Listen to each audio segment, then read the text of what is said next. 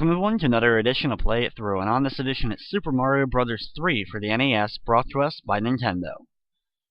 Super Mario Bros. 3 is one of the top-selling video games of all time, and is widely considered one of the best, if not the best game created for the NES.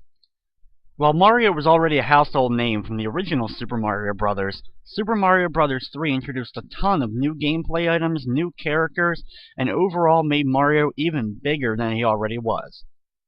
While the game was originally released in 1988 in Japan, it took till 1990 for it to come to the US. One of the big things that fueled the anticipation for the game was the fact that Super Mario Bros. 3 was included in the movie The Wizard. And with that being said, here we go with Super Mario Bros. 3 for the NES. Super Mario Bros. 3 features great two-player gameplay, having you switch off between levels or when one character dies.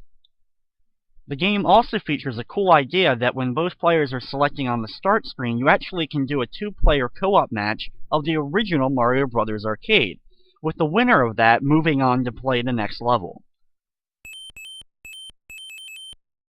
Super Mario Bros. 3 introduced the map screen for the first time in Mario, giving us the option to select which level we would like to do next. Though most of the time you're pretty much streamlined of doing the next stage, it does give you some different ideas and different branching paths to take throughout the game. This map idea would be shown in later Super Mario games, including Super Mario World, and even most recently in the Super Mario Galaxy games. While the core gameplay remains the same of being a great platformer, Mario 3 introduces a lot of new items and ideas to this formula. One of the coolest and most popular would definitely be the raccoon suit, which you can see I currently have equipped. This gives Mario the great ability to not only fly when he runs, but also being able to hit enemies with his tail. Flying up here on top of this pipe allows you to go down and enter a small little extra area of the stage. There's a lot of these just like you were seeing in the original Mario Bros., and we'll be seeing a few of them along the gameplay. At the end of each stage, you end up having a panel in the middle. Hitting this panel completes the level, but it also gives you a card. You have cards that are stars, mushrooms, or fire flowers. Collecting 3 of the same will give you a bonus amount of 1-ups depending upon which 3 items you collected. The stars give you 5 1-ups if you're able to collect 3 of them in a row. If you're unfortunately unable to collect 3 of the same, you still get 1 life for filling up all 3 item slots. During this run of the game, I'm going to do my best to show off as much of the levels as I possibly can, as well as completing each and every stage that we go to. I'll also be showing the location of the hidden warp whistles, as well as some of the other hidden mushroom houses.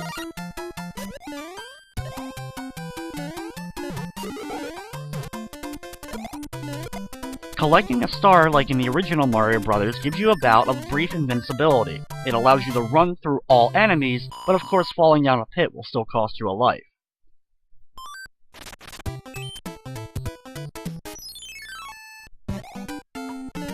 Level 3 is the first stage that has one of the hidden warp whistles. It also features one of the other extra little areas of the game. By using this Koopa shell, you can destroy all the blocks, finding yourself a hidden pink music note box. By jumping on it, it launches you into the clouds for a little bonus area where you can collect a good amount of coins.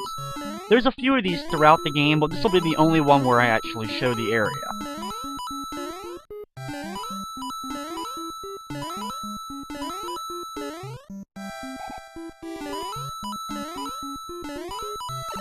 Going down the pipe at the end puts you right at the exit.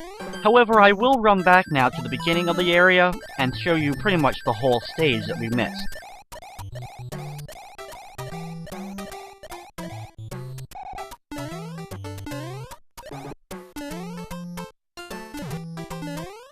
There's also plenty of little hidden extras, including that brown box I was able to hit that looks like all the rest but contained a secret power-up. When you get up here, duck down on this white block. All white blocks that you can duck down on will actually make you fall into the background, allowing you to access secret areas, including this one behind the exit of the stage that gives you the first warp whistle. Using the warp whistle will actually play the same tune from the original Legend of Zelda that the flute played, as well as transport you to a warp area. In the warp zone, you'll be able to select different worlds to go to right away. Using it at the beginning will only allow you to go to the first few worlds. However, if you use the warp whistle in a later world, or you use another one once you first use the original and are waiting in the warp zone itself, it'll take you to the second set, and then, using a third warp whistle in the warp zone itself will take you to select the final world of the game. After going to our first mushroom house and getting an extra item, we're in level 4 of World 1.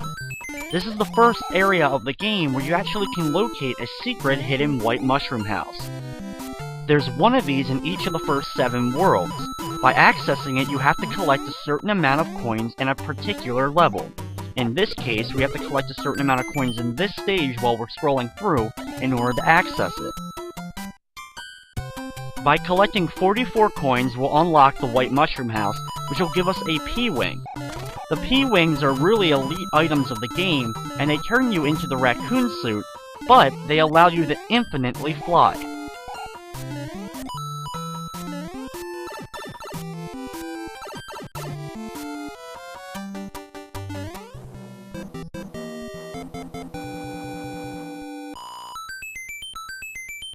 You can see for collecting 3 of the stars in a row, we're able to get ourselves 5 extra 1-ups, as well as a little special animation of a fireworks star in the sky. We also access the first white mushroom house of the game and get ourselves our P-Wing. The items you get in the white mushroom house depends on what world you're in. The odd number worlds will give you a P-Wing, while the even numbered worlds will give you an anchor. The anchor that we'll first get in World 2 allows us to use it on the castle at the end of the world, and when the ship normally would fly around after you're losing a life on that particular final area, it ends up stopping the ship from being able to move.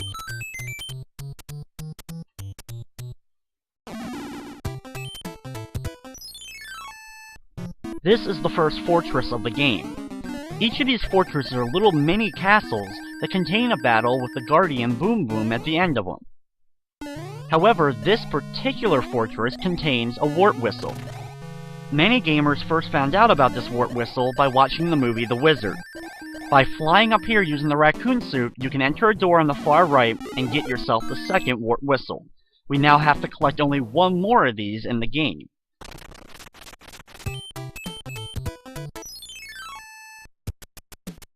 Pressing down on slopes allows you to slide down and take out multiple enemies that may be in your way. This is something that we would also see in Super Mario World. This level also brings back the beetle enemies for the first time in this game.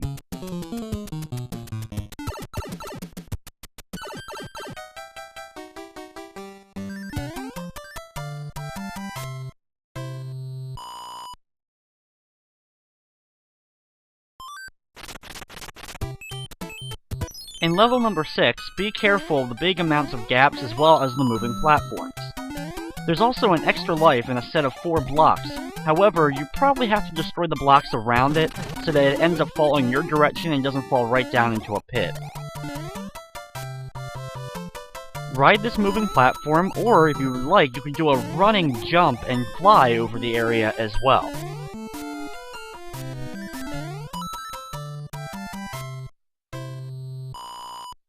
Also, since we're able to get over 80,000 points in this particular level and complete it, we end up getting an end card to appear. The end card is another one of the bonus games of this game. It's a large memory game where you can net yourself extra items, coins, and even an extra life. The thing about it is, the cards aren't placed out randomly. There's only a few different sets of the cards throughout the game, and by playing the game enough, you end up memorizing the placement of each and every one of the cards. In each of these, you end up with 2 mushrooms, 2 stars, 2 fire flowers, 30 coins, and an extra life. Each one of the item mushroom houses, unless it's one of the special ones, contains 3 chests, one of which contains a leaf, the other contains a fire flower, and finally a star. Also spread out throughout the map, there's extra little levels, including these Hammer Brothers style levels. The Hammer Brother levels give you a one-on-one or sometimes a one-on-two battle against a particular type of Hammer Brother. By being able to actually defeat the Hammer Brother, you get yourself a chest that contains a different item. Each Hammer Brother that you'll be fighting contains a different item, but they're always the same each time. After completing all the levels, we enter the castle, where we find out the king has been transformed, and now we must take out a particular one of Bowser's kids. Bowser's kids are located on a special ship that you have to complete in order to actually get to the end and defeat them. Each one of these ships contain many different perils. Mostly, though, they contain a ton of different types of cannons. Some that shoot out cannonballs, while others will shoot out bullet bills.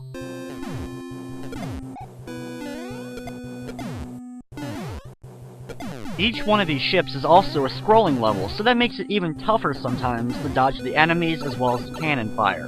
The first Koopa Kid that we have to battle is Larry. Each one of the Koopa Kids has a wand that shoots out a different type of projectile. Larry's wand shoots out 3 different rings in your direction. In order to defeat Larry as well as the other Koopa Kids, you have to jump on their head 3 times, or you can actually hit them with a certain amount of firepower from your fireballs. Once you defeat him, grab the wand and you transport back to the castle where the king has been transformed back into his normal form. You then get a special item and letter from the princess and move on to the next world.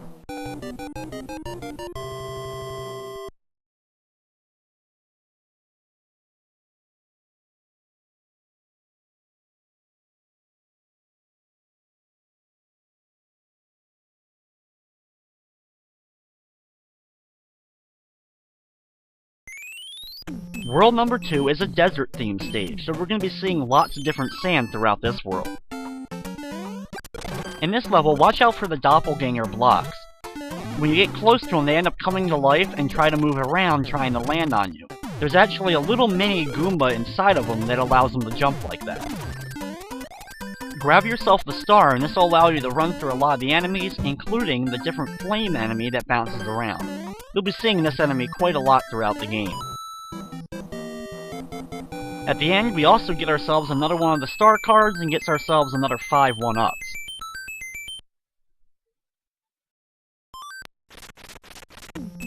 By selecting one of the spade squares along the pathway, you'll get yourself another one of the mini-games. This one is a mix-up where you have to line up the correct pictures. Either a mushroom, a fire flower, or a star. If you're able to put together the face correctly, you get yourself a few extra lives, depending upon what face you ended up making. Level number 2 of World 2 is another one of those times where we have to collect a certain amount of coins in order to get a white mushroom house.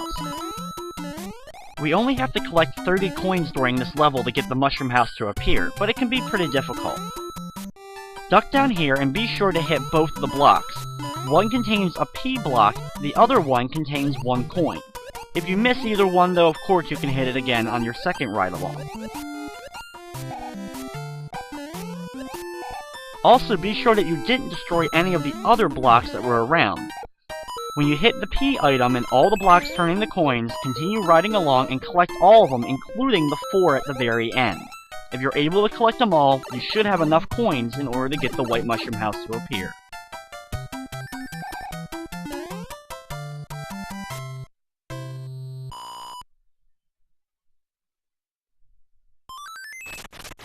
Going inside the white mushroom house, there'll be 1 chest, and this one contains the anchor.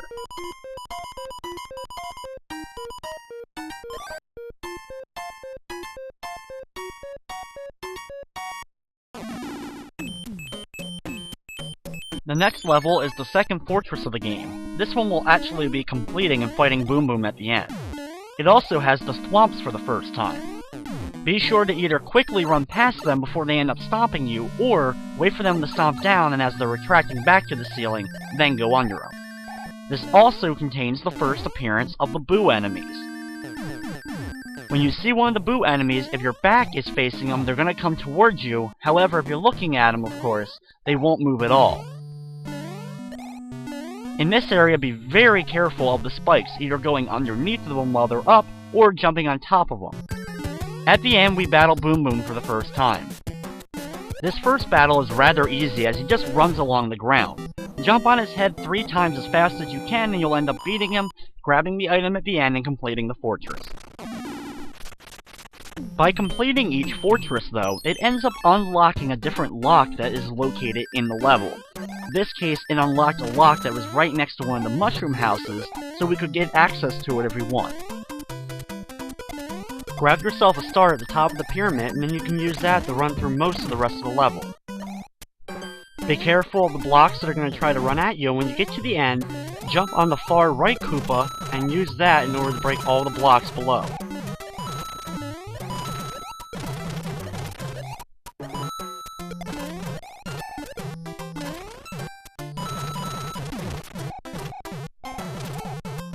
If you want to, once the Koopa breaks the blocks, you can then go down below and hit the block on the right next to the pipe, and be able to actually get yourself a few extra coins.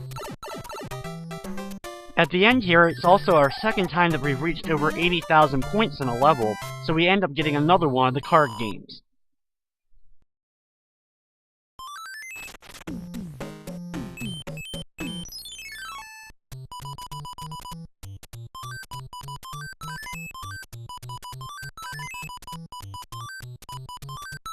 Like I mentioned before, since it is the same in each gameplay, the second time you're able to unlock this minigame, it'll look like this.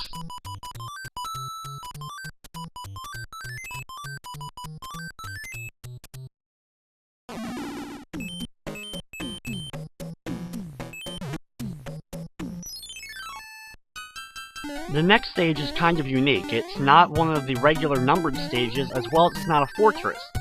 This special level contains the sun enemy, which we only see twice in the game. After you get over midway through the stage, it tries to attack you. It can be a little bit annoying as you have to jump over it as it swoops down, but if you're able to use a turtle shell, you can actually hit it and take out the sun.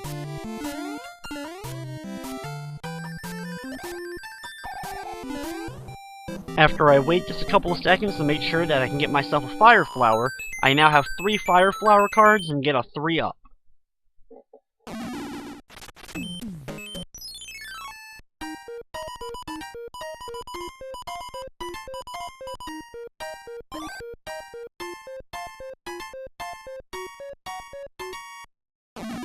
After grabbing ourselves another one of the mushroom house items, we move on to level 4. This level actually has 2 paths to take. You can take the upper path or the lower path. For the sake of this run, I'm just going to go through the normal lower part of the level. While traveling along the level, be careful of the boomerang throwing enemies that are going to be scattered throughout.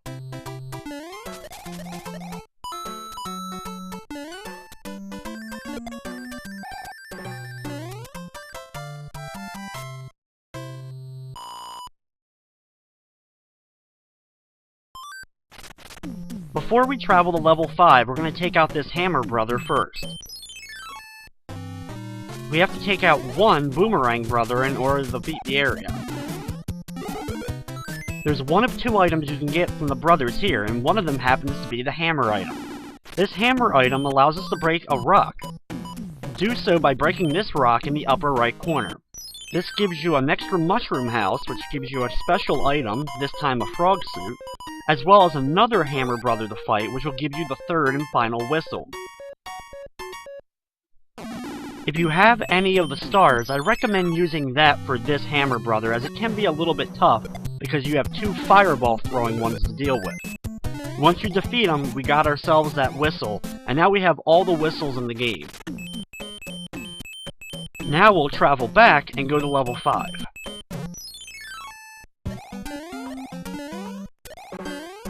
Be sure to be careful of the many chain chomps that are going to be in this level.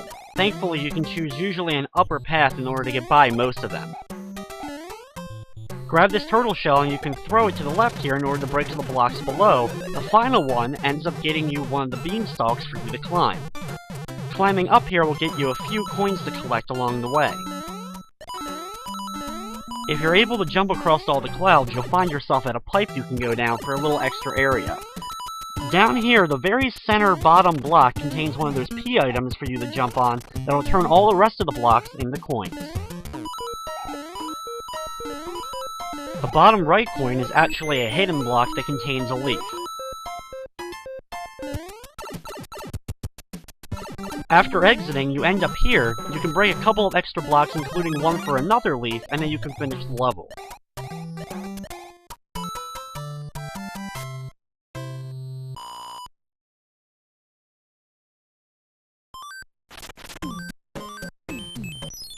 Next up, we're going to face the second of the Hammer Brothers of this world. By defeating it, we end up getting a box that contains a music box. Now this item, when you use it on the main map, ends up putting all the Hammer Brothers to sleep. Now putting them to sleep only lasts one level, or until you end up losing one life in the next level. The next level is another one of the specialty levels. It's inside of a pyramid. Inside here, there's a lot of different paths, but only one path is the correct one to take.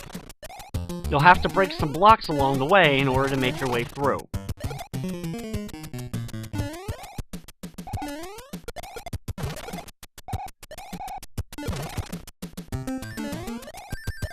If you're able to get up here, you'll get inside this pipe and you can get to another little area. Interestingly enough, you have all these blocks lined up with coins, as well as you have a P-switch. The thing about it is, all it ends up really doing is inverting all the blocks into coins, and vice versa, so it's up to you how many coins or how many blocks you want to destroy before end up hitting the P-switch. Be careful of all the beetles set up throughout the level, including the ones on the ceiling, which will drop down when they get close to you.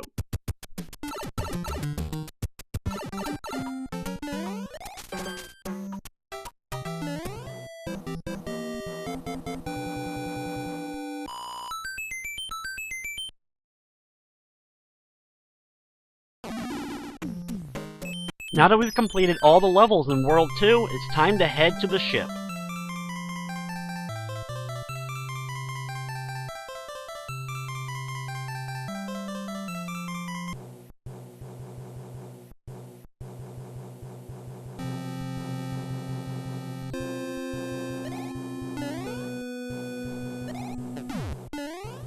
Watch out for the few bullet bill shooting cannons at the beginning, then jump up here to be sure that you don't end up getting knocked down into the pit below. This is the first one of the ships that you're going to start seeing gaps during.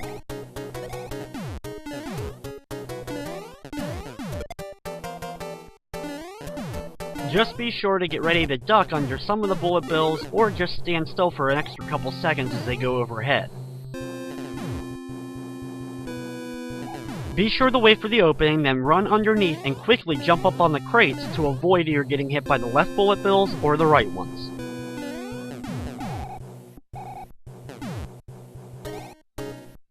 Over here we have these wrench-throwing enemies for the first time.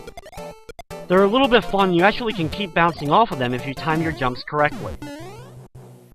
After a couple more bullet bills, it's time for the next boss battle.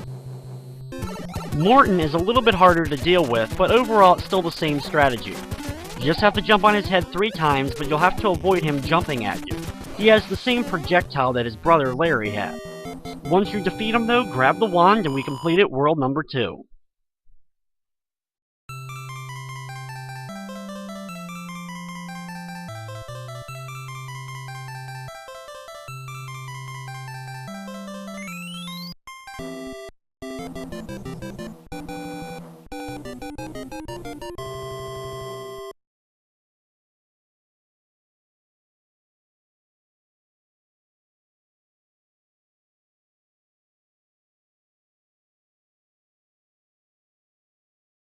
For beating World 2, Princess Toadstool ends up giving us a cloud item. By using this item, it allows you to bypass one square on the map, or one level on the map.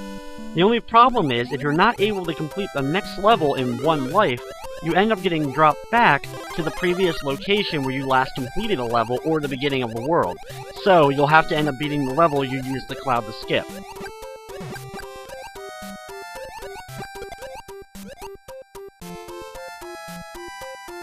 World number 3, as you can see, is an underwater level, and because of that, there's a lot of brand new enemies to deal with. We have bluebirds and Cheep Cheeps that we saw in the original Mario Brothers, as well as some newcomers to the series. Having yourself equipped with a Fire Flower is a great item for the underwater levels, because it gives you a great vantage point to hit the enemies underwater and take them out before they get close to you. You won't be able to do your tail swipe when you have the raccoon ability while you're underwater. Going over another point goal, we now have another chance to do the Spade N card flipping game.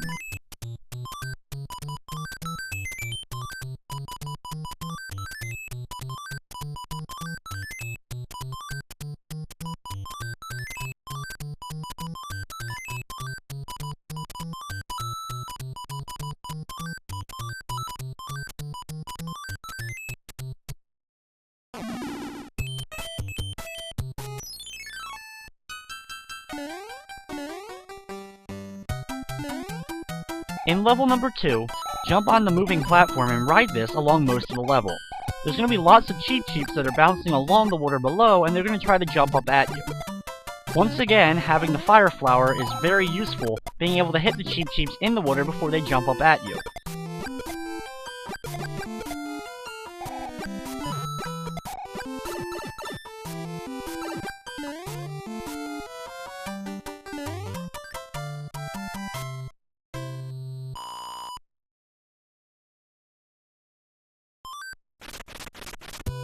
After completing the level, head to the left mushroom house and you get yourself another one of the frog suits. A very special item that allows you to move underwater very easily.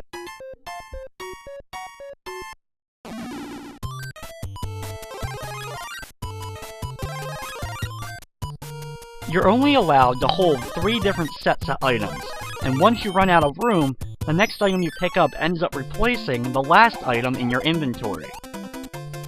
Usually what I like to do is once I get too much of certain items, I like to waste a few of them by using some of the stars since they really aren't that useful overall, as well as some of the mushrooms, and then pick one of the power-ups that I actually want to use, either the Fire Flower or one of the specialty suits. This level introduces a new enemy as well, the giant Cheep Cheep that's going to try to eat you. This fish can swallow you whole, so anytime it jumps up and then you're actually too low and it ends up running directly into you, it will swallow you and end up causing you to lose a life. Thankfully though, every time he reappears, just hit him once with a fireball and you'll be able to take him out. While the pipe we passed is our goal, you can go past it just a little bit and get yourself an extra life if you like.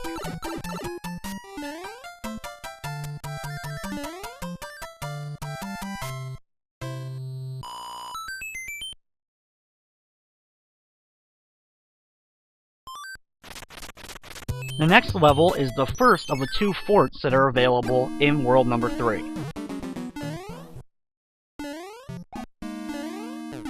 In this fortress, there's lots of different doors all leading to the same room, but they all take you to different parts of the room and only a couple of them have anything interesting, like this door that takes you to a small platform with a 1-up. The one next to it is the one you want to go to because it leads to the exit of the level. Just like before, when we fight Boom Boom, you can either jump on his head 3 times, or if you have the Fire Flower ability, hit him with about 6 or so fireballs and you defeat him that way. After that fortress, we're going to battle with the first Hammer Brother of this level. Being in the water can be a little bit difficult when fighting them, but the Fire Flower definitely helps out, and by beating them both, we end up getting another hammer.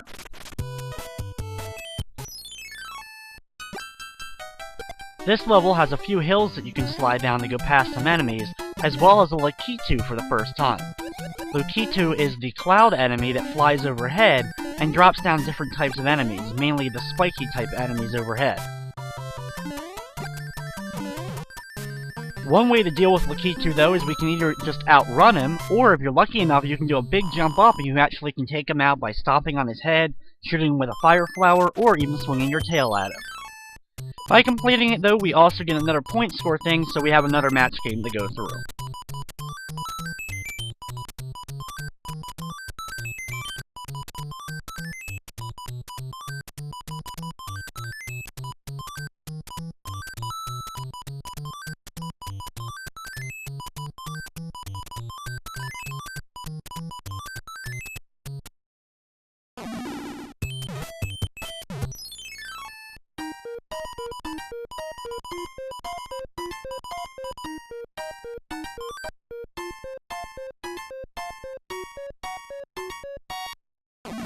After stopping by another mushroom house, well, it's time to move on to level 5.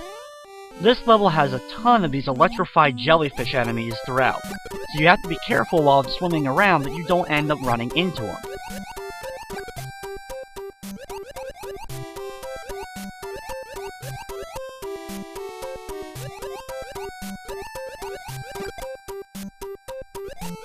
These different pipes that end up shooting you downward, they end up not being effective if you're in the frog suit, so the amount of air that shoots out at you won't push you back.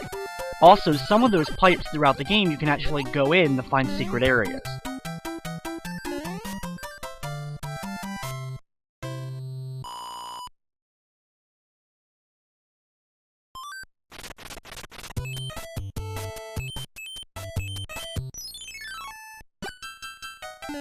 Level number 6 is another scrolling level.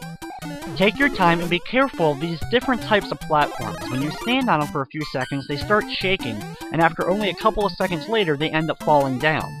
A good way to prevent them from falling is by keep jumping over and over again on them, because it prolongs the amount of time that they're going to stay afloat.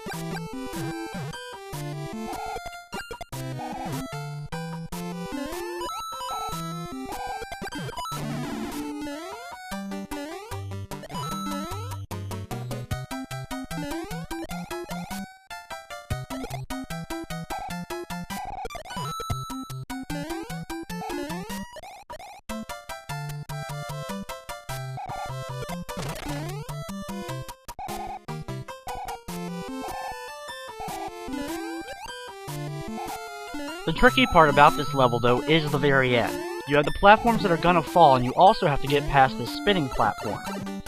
Just wait for it to stop and be very quick over it, or else when it starts spinning, it may end up sending you flying off and into one of the pits.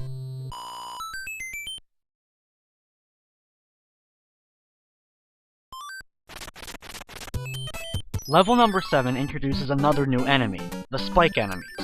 Now, spikes are a little bit annoying, you can just jump on their head, but as they walk back and forth, sometimes they'll stop and actually regurgitate a spike ball and throw it at you. They travel pretty much just like a bullet bill or cannonball would, so be careful not to run into them.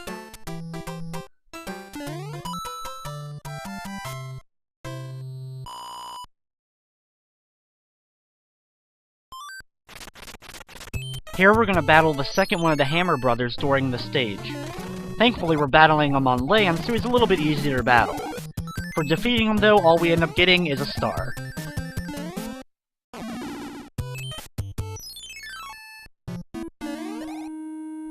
This fortress is a little bit different than the previous one. It's completely underwater for the most part. It also introduces another new type enemy. You have these long white platforms that actually have ghosts or boos hidden inside of them. Be very careful of them, as the boo bumps will end up coming out and start moving back and forth as you try to make your way past. Swimming right down the middle here is a little bit tricky, so just gently press the button as you're trying to swim through. At the end, once again, we battle Boom Boom, but this time he actually can fly. After you land on him for the first time, he actually uses his wings and flies up into the air. You'll have to wait a little bit for him to drop back down, where you'll have the opportunity to finally land on him again. Thankfully though, he's still just 3 hits, you defeat him, and we move on to the next level.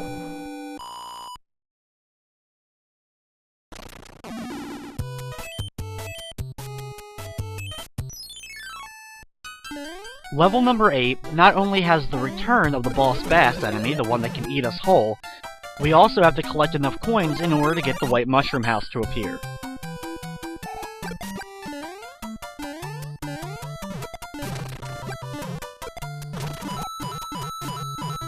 Try to do your best as the platforms rise and fall underwater so you don't end up getting into the path of the boss bass, and keep using your fireballs to take him out if he gets too close. You'll have to collect about 42 coins or so in order to get the white mushroom house to appear.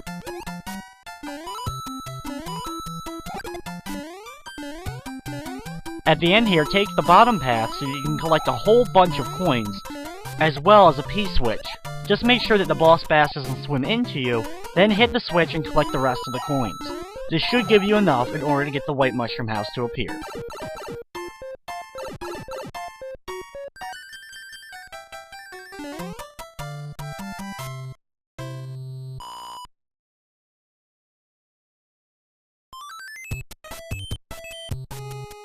Interestingly enough though, we not only got a white mushroom house, we also got another one of the end card games. So we might as well complete that as well, because we're not going to be able to get to the white mushroom house until we do.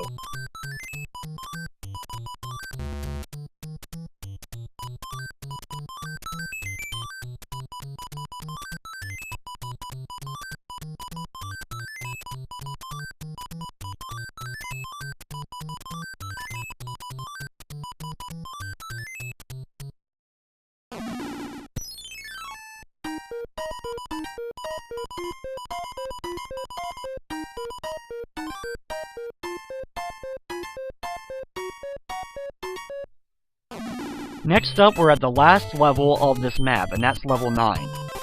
Before doing so, I'm going to use a couple of my items once again, just so I can end up replenishing them once I find a few more mushroom houses.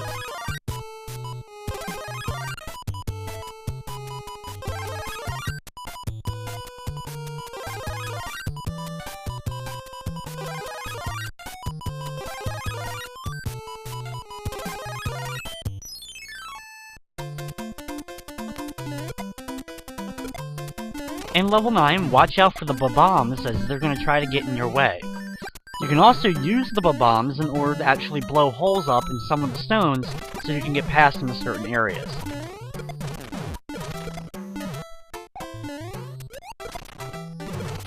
When you remove the blue blocks here and go down the pipe, you end up in a little underwater area.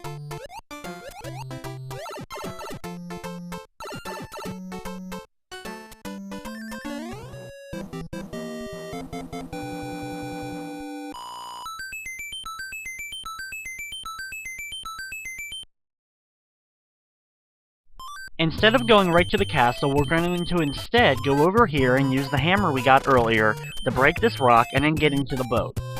You can then use this boat in order to locate not only 2 of the spade games, but also 3 mushroom houses. 2 of them are just normal mushroom houses, but one of them is another one of those that actually contains a frog suit.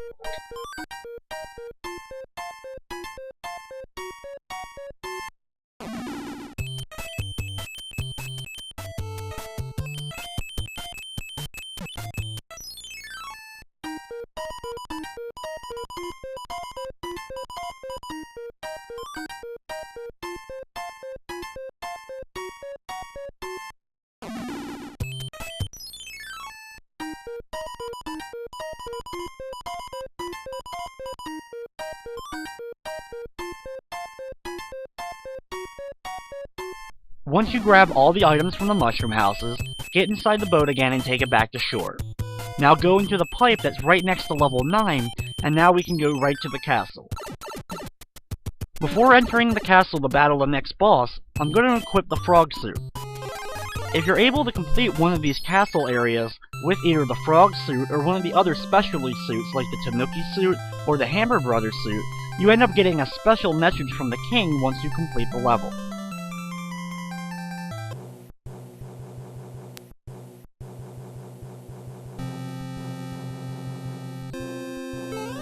While the frog suit is really not meant to be on one of the ship areas since you're on land the whole time, it gives yourself a little extra challenge in order to actually complete the ship using this particular suit. Be careful at the beginning of the rocky wrench enemies that throw the wrenches in your direction. Wait for them to pass before you end up going down here and try to make your way past the cannons. You can't duck while in the frog suit, so you can't duck and let some of the bullet bills go overhead, so be very careful as they come in your direction. Here we see one of these screws for the first time. There's going to be a bunch of them, especially on the later ships, and you can actually get it to move by when you keep jumping on it over and over again. Sometimes though you may need to use it in order to make it past certain jumps. Watch out for the flames at the end here and a few more rocky wrench enemies before you get to the pipe so we can battle Wendy O. Koopa. Wendy is a little bit different as she hops when she walks and her throwing projectile actually bounces around the room. She starts with only one, but every time you hit her she ends up throwing out another one of her rings. The good thing is they move rather slowly and stay on the main top part of the screen most of the time, so this will give you ample opportunity to jump on her head and defeat her.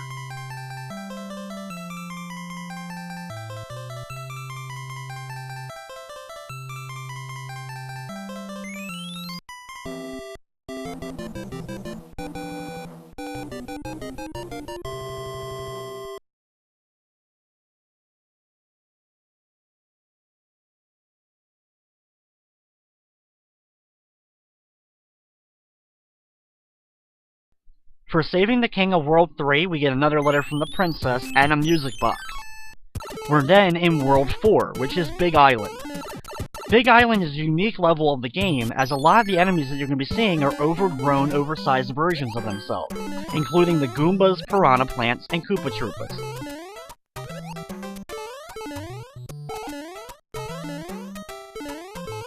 While the enemies may be twice or even 3 times their original size, it doesn't make them any more difficult to take out, and they still have the same weakness of being able to get jumped on, or you can hit them with one of your abilities.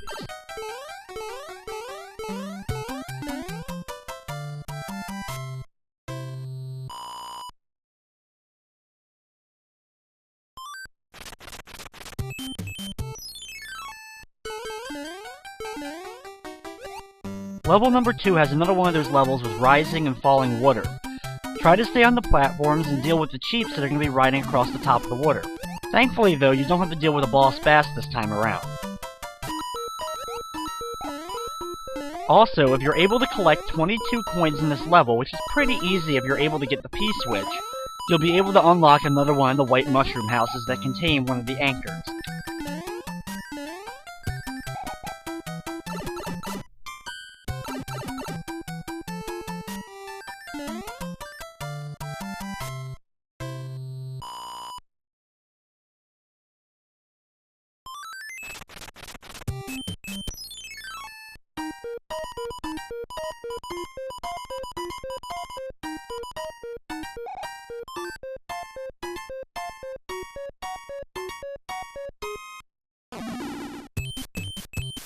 At the beginning of level number 3, watch out for the 2 Sledgehammer brothers at the beginning. These large version of the Hammer brothers throw large hammers at you, and when they hit the ground they cause it to shake, allowing them to be able to hit you with one of their hammers. Inside the area, once you go down the pipe, there's a whole bunch of beetles to deal with on the ground as well as ceiling areas. Take your time because there's a lot of quick jumping you have to make over some of the smaller platforms.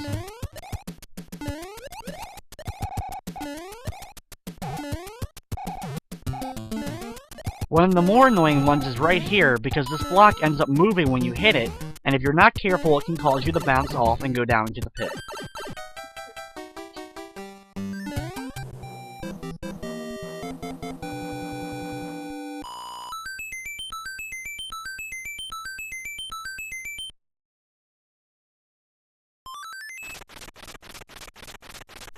The Hammer Brothers located in World 4 are Sledgehammer Brothers.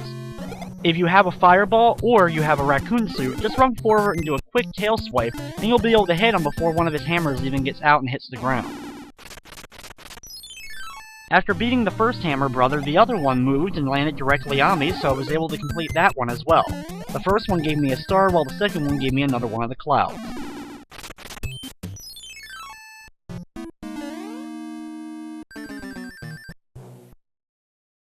In this fortress area, watch out for the candles as well as the thwomps. The candle enemies are similar to the boos. When you have your back towards them, they're going to start creeping and walking towards you. You may have to get one or two of them to get out of your way before you're able to cross past one of the thwomps.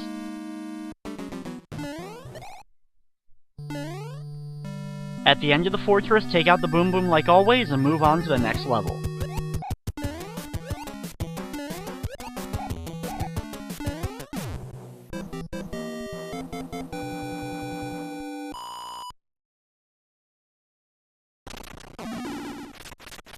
Before we can head into level 5 though, another one of the Hammer Brothers gets in our way. We take him out quickly and get ourselves a P-Wing, and we've also beaten all the Hammer Brothers located in World 4.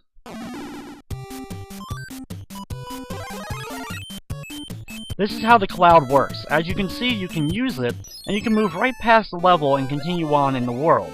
However, I'm still going to show every level, but I want to show at least how the cloud works.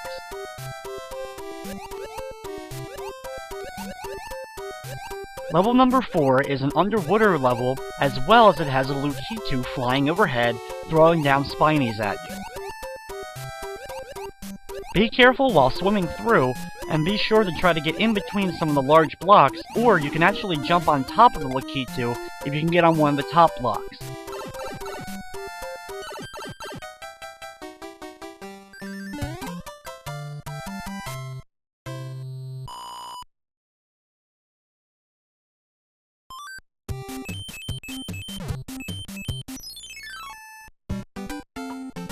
Level number 6 is pretty interesting. You have all the large enemies, but if you enter one of the doors located in the level, it ends up reverting the level into the small versions. But I gotta admit I prefer the larger enemies and it gives the level a more unique feel, so I'll probably just stick with that for this level.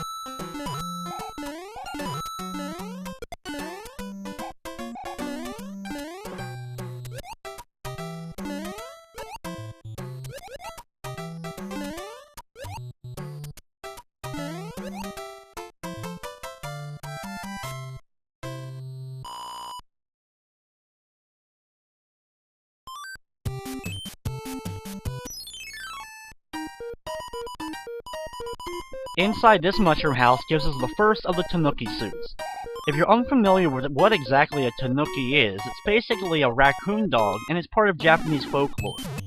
He has the ability to shapeshift and is usually portrayed with a, enlarged scrotum. Fortunately Mario does not get that ability when he turns into a Tanooki. Though we do get the ability to turn into a statue, and by doing so it allows enemies to bypass right through us, and it doesn't hurt us. Introduced also in level 7 is the different type of bullet bill that flashes. These bullet bills can actually change directions and come back at you once they go past you.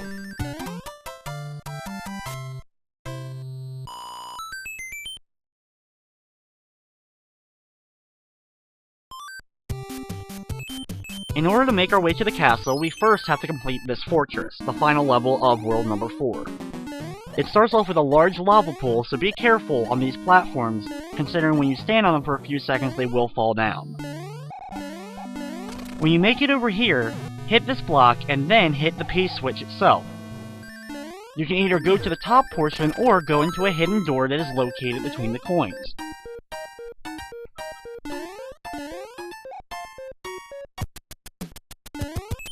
Inside this area you have two different types of platforms. Ones with arrows that take you in that particular direction, as well as ones with light bulbs on them. Those, when you jump on them over and over again, change direction each time you jump. You'll have to do this in order to get into the right areas that you would like to go. Be very careful though that you don't end up running into the piranha plants that come out of the different pipes.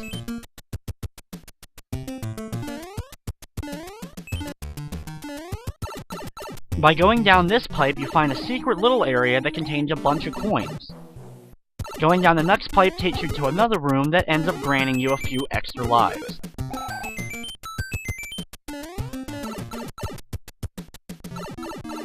Once outside of the pipe though, you end up pretty much right next to where we were. Run over to the right and fight the Boom Boom in order to complete the fortress.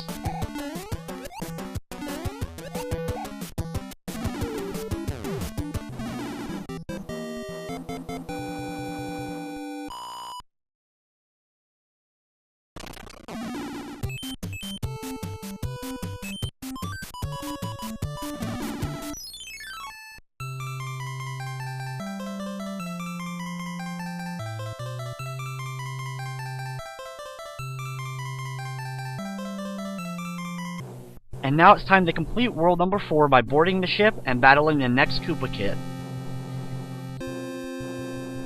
World 4's ship contains a lot of those cannons that shoot out the strings of fire, so be very careful in maneuvering around here that you don't stand directly in front of them as one of the fire jets comes out.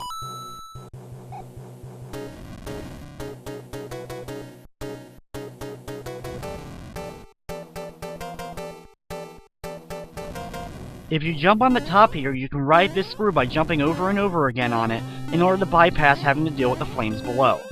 Unfortunately, it moves rather slowly and you have to time your jumps pretty fast in order to actually make sure you don't accidentally fall down.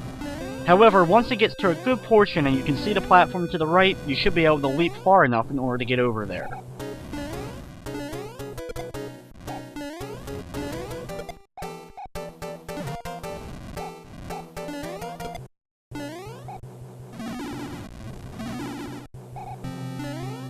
Thankfully, by taking the upper path, we also avoid some more of the different cannons that are shooting fire. Just be careful that you don't end up getting hit by one of the wrenches.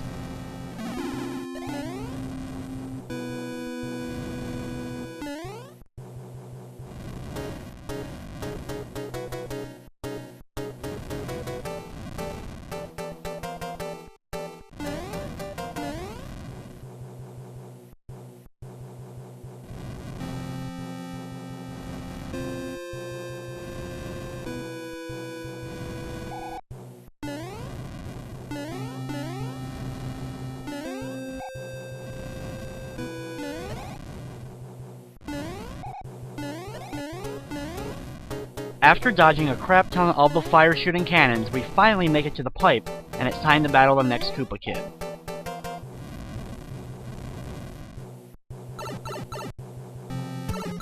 Here we battle Iggy Koopa. He once again has the 3-ring projectile that we've seen before, and is overall really not any more difficult than the previous Koopalings that we've battled.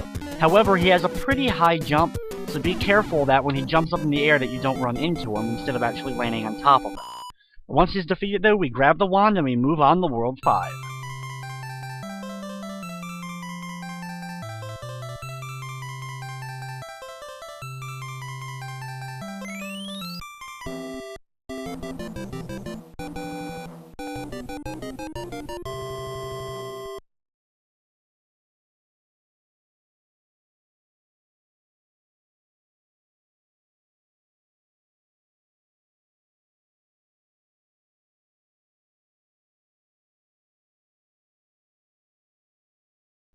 After getting a P-Wing from Princess Peach, we end up in the next world, Sky World, or World number 5.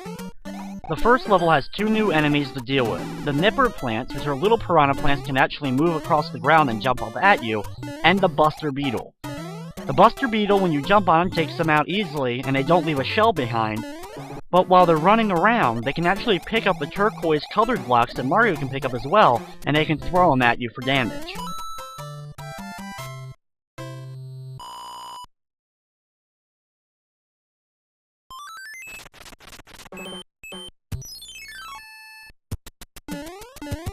In level number 2, head down the pipe, and you end up in this large area. To make this level go really quickly, just hover down slowly with the Tanooki suit or the raccoon suit, and land on one of the blocks so you can easily get up into this pipe. By doing so, you pretty much skip the entire level and complete it very fast.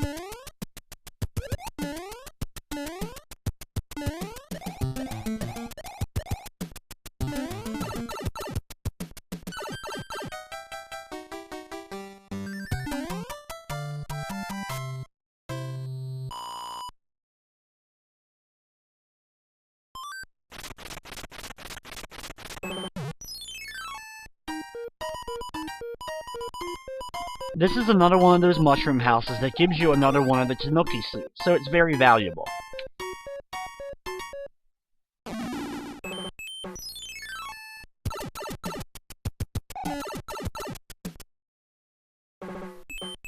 World number 3 is actually pretty cool because it has one of the unique items in the game. Inside this level it has the Korobo shoe, which is interestingly that they left it named as Korobo shoe because that's actually the Japanese name for Goomba, so its actual translation should be Goomba shoe.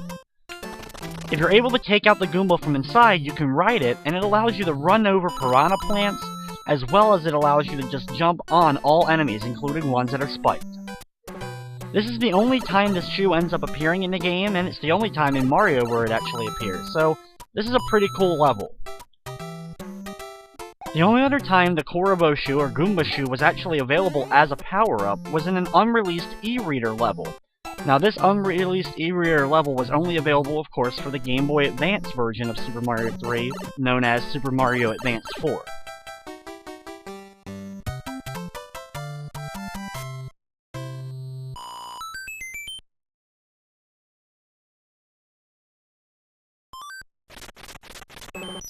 The Hammer Brothers you fight in World 5 have the same setup as the ones from World number 3.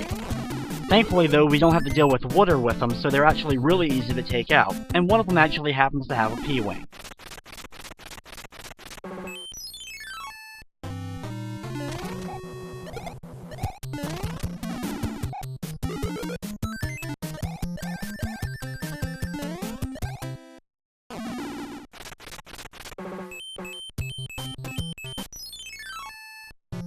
Be careful at the beginning of this fortress for the large jump over the lava, so you don't end up falling down there.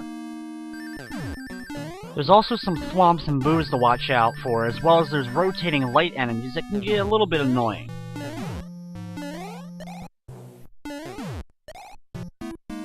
Thankfully though, the castle's not very long before you end up running into the Boom Boom. Once you take him out though, we can move to the halfway point of World number 5. World 5 is actually really unique. We've had the first few levels here, but by going inside the castle that we're about to complete, it ends up being like a bridge world. This level ends up taking us right to the next set of levels, and doesn't actually have an end. You end up entering a pipe at the end of it, and that allows you to move on to the second half of world number 5.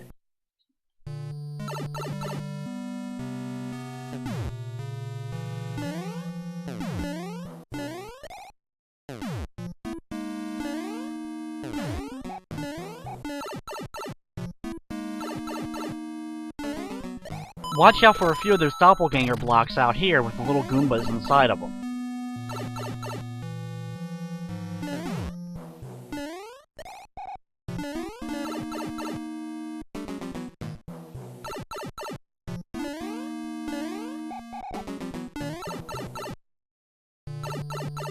When you make it out here, go to the right and end up hitting the block that's not one of the question mark ones. This will cause a beanstalk to appear.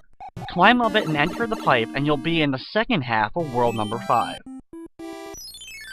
This level can be pretty annoying as you have a ton of these rotating platforms to deal with. I usually like to fly up into the air along the clouds to collect some coins and have less of those spinning platforms to deal with.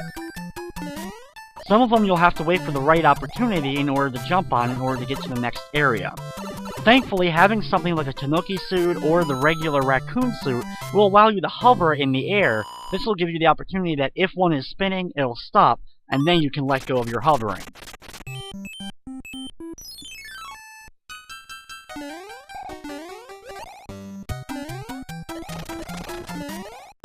Level number 5's ground is completely filled with those platforms that fall after you stay on them for a couple of seconds.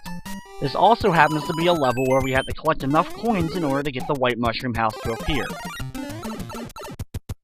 Going down that pipe will not only get you a Tanooki suit, but it'll also give you a good amount of coins. Here we actually have to stand on the platforms and let them fall for a few seconds, and then jump up immediately so that we can actually collect the coin without falling into the gap. This level can be a little bit difficult in order to collect all the coins, but thankfully the question mark blocks end up reappearing when you end up going down one of those pipes.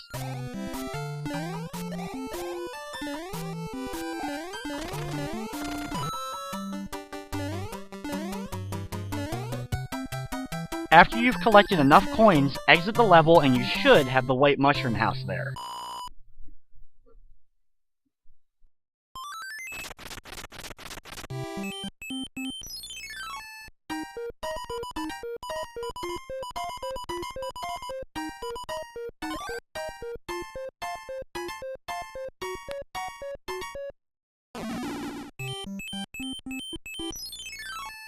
The Hammer Brothers in the second half of World 5 are the same as before, you're just fighting them up in the clouds.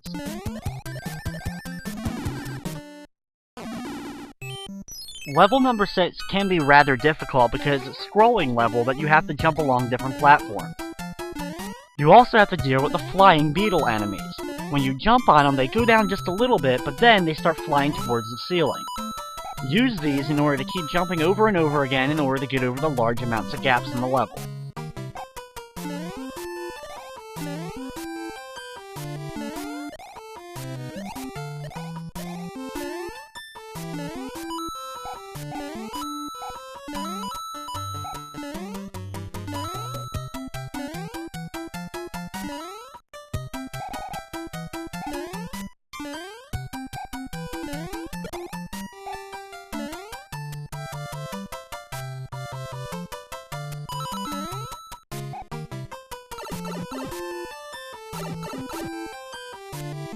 Watch out for the Lakitu right after the pipe, and then complete the stage.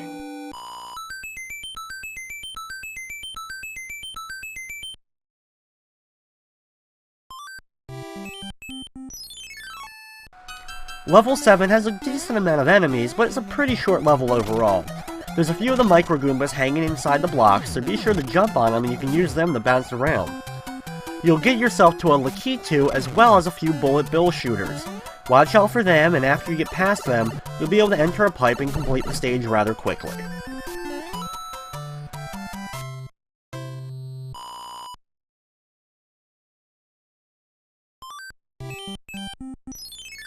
Next up is a fortress level. Be very careful at the beginning that you're able to make the long jump into the pipe. Of course, using your tail to help you float down will definitely allow you to fall on one of the blocks easier. The whole next area is a long series of small pieces of bridges with jumping lava balls from the bottom and the top. Be sure that you don't fly up too high or you'll end up getting killed by the lava above, and of course falling down to the lava below. After the long room, you'll end up fighting another one of the Boom Boom enemies. This one can fly, so be sure to jump on him immediately after he springs back up from your first hit. You can easily tell which ones are flying ones and which ones are regular ones, because when you land on the Boom Boom the first time, you can see the little wings on the left and right side of the sprite.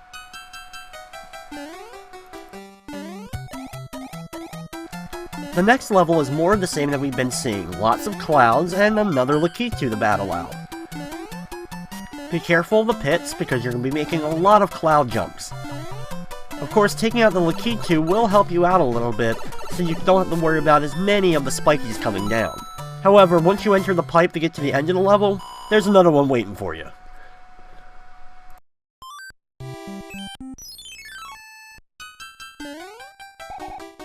This level is definitely one of the more challenging that we've faced in this world.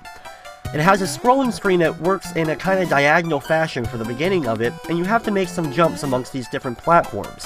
Since the platforms go up and down, if you jump a little bit too late, the platform may end up going down below the screen and cause you to end up losing a life. Doing this level without one of the raccoon or Tanooki suit abilities can definitely be a challenge. The real annoying enemy of the flying flame chain chomp is definitely one of my least favorite enemies to deal with, because trying to land on top of his head sometimes, unless he's in the exact right position, can be difficult. Thankfully, not too long after the second one, you make it to the pipe to end the level. By doing so, we've completed all of World 5, and now we have to deal with the castle itself.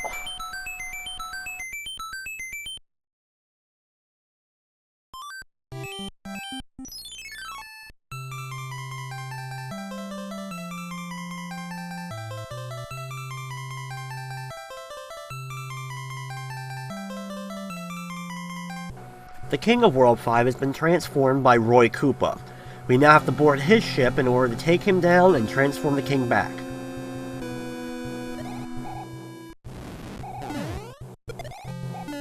Just like we've been seeing on the other warships, this one is filled with the cannon flame shooters as well as the cannonball shooters.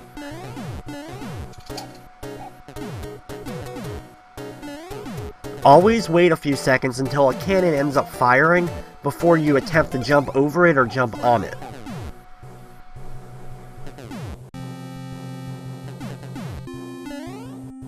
As you can start to see in the later battleships, there's a lot more cannons and there can be a lot of cannon fire in the air at one time.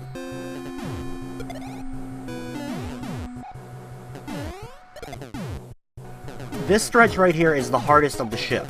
Be careful of the bullet bill that comes straight at you, and just move slowly enough so that you can still land on top of the cannon fire from below while missing the ones from the top. Once you make it to the pipe, it's time for the battle against Roy Koopa. Roy is another one of the heavy-based ones, so he shakes the whole ground every time he jumps around. However, he's also pretty slow, so you should be able to get in your 3 hits rather easily and grab yourself the wand and transform the king back.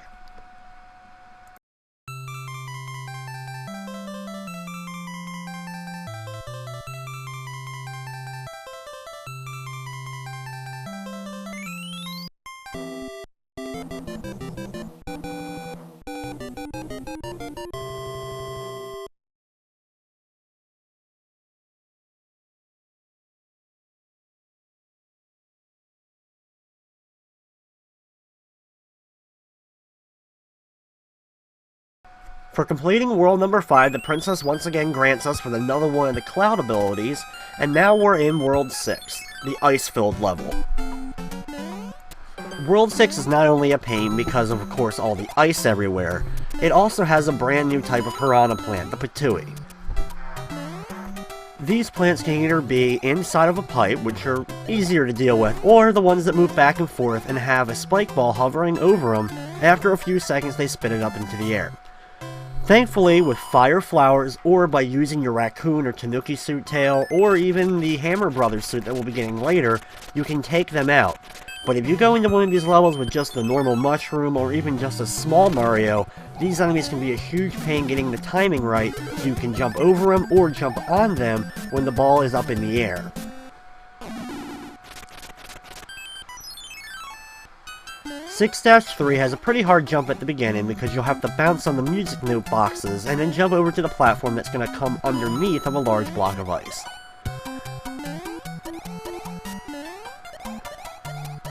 This whole level is filled with giant pits, and of course most of the platforms are completely covered in ice, so make some precise jumping so you can get over and make it to the end.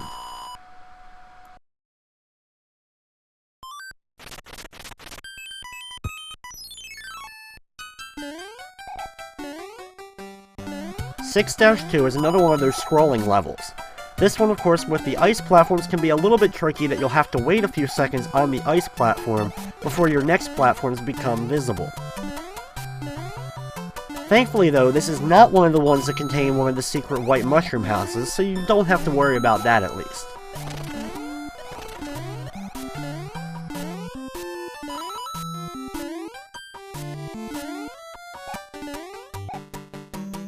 This large wall can be a little bit tricky because you'll have to make it up on a large series of the platform before the wall ends up coming too far over and crushing you against it.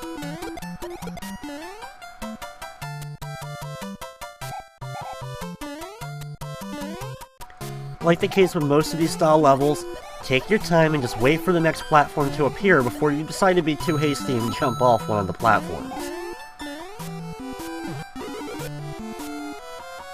You can grab yourself an extra life if you're able to sneak up there and grab that block, even though the screen ends up scrolling past it. Once you make it to the pipe though, you're at the end of the level, all you have to do is run over and hit the end.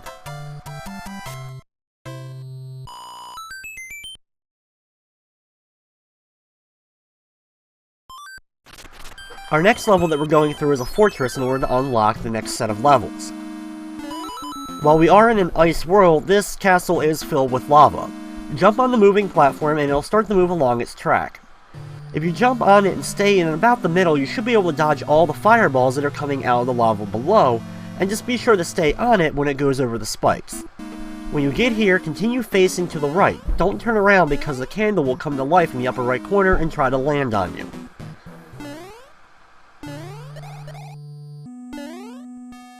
In this room, watch out for all the swirling ghost-style lights so that you don't end up getting hit by it and go in the door at the end, the Battle Boom Boom. He's another one of the flying types. Get him in between the two blocks so you have an easier time and have more room in order to maneuver around. Once you take him out, grab the staff and we can move on to the next set of levels here in World 6.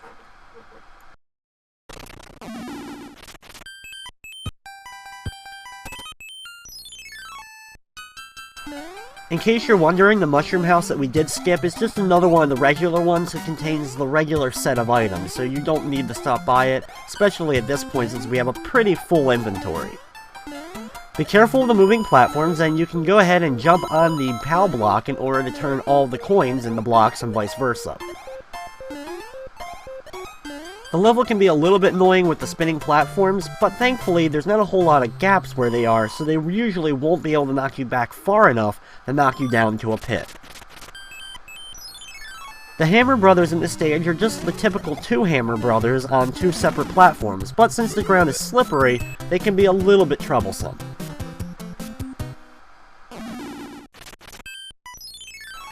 The next level is definitely interesting. As we enter the pipe, we can go into the underground part of it, where we have those beetles that like to throw the blocks at you. There's quite a few of them, so be ready to dodge the blocks as they try to throw them and they slide all around. When you get to this area, take out the beetle on the right, and then take out the block so that you'll be able to run. Then hit the Koopa shell and grab it, and start running so that you can get enough peace so you can fly up here. You'll then have to throw the shell to the right, which I accidentally did mess up here, and then you can take out the two jumping plants so that you can actually get under there and go through the pipe in order to actually complete the stage. If you continue on to the right, you'll eventually find yourself in another pipe, which will then enter another pipe which leads you right back to the beginning of this level.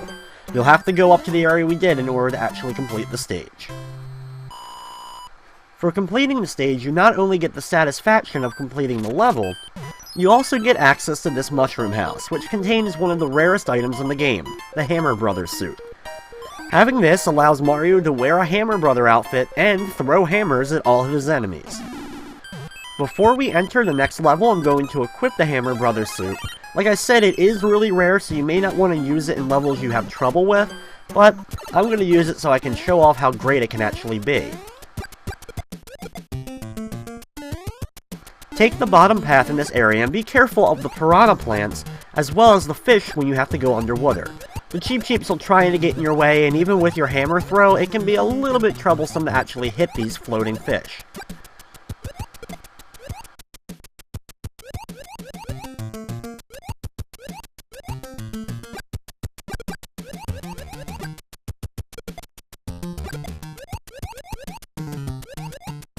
When you get down here, watch out for the spike enemies as they throw the balls out that they regurgitate. Jump over them and keep throwing your hammers, or use one of your other abilities in order to actually hit them.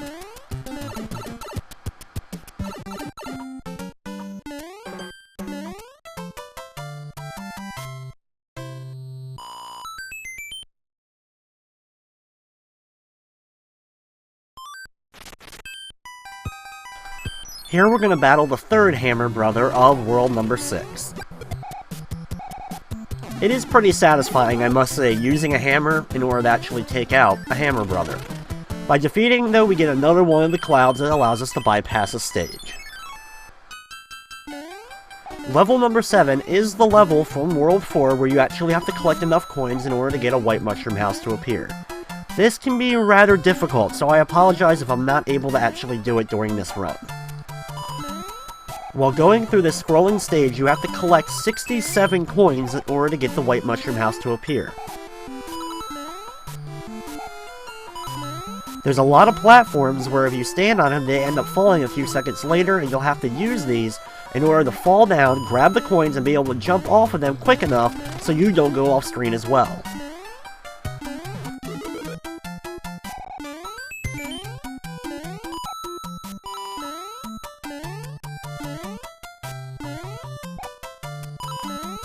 The screen moves around quite fast at times during this stage, so like I said before, collecting the coins can be a little bit of a problem. Also, there's the fire chomps that we saw in World number 5, and they're really not too much fun either. At the end, ride the platform down and then make sure you jump off in time so that you're able to make it to the right and get in the pipe. If you have yourself one of the fire flower abilities, you'll be able to melt the coins on the left in the giant ice block in order to collect them in order to get the white mushroom house to appear. Unfortunately, it seems like without actually melting those blocks, I'm unable to actually get the white mushroom house to appear in this stage. The next level is another fortress, and this one will see that it's great to have the Hammer Brother suit here, because you can actually kill the thwomps with the hammers that you can throw out. Be very careful of the Roto-Disc enemies that are going to be rotating a lot on these smaller platforms. When you make it to the end, enter the door and you'll enter the boss chamber in order to fight Boom Boom. Boom Boom doesn't need to be jumped on 3 times though if you have the Hammer Brother suit, because one hammer kills him instantly.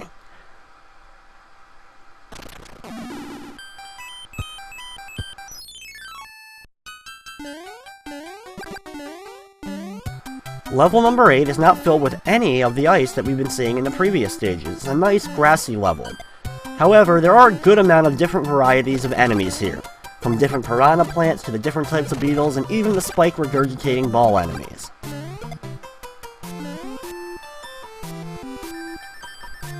Thankfully, Mario is able to outrun one of the blocks as it chases me down and I'm able to complete the stage.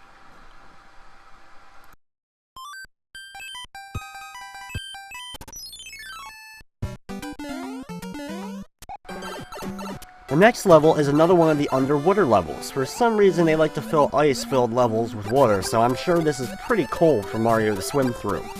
Be careful of the Cheep Cheeps, the different types of bloopers you'll be seeing, and of course, the big fish.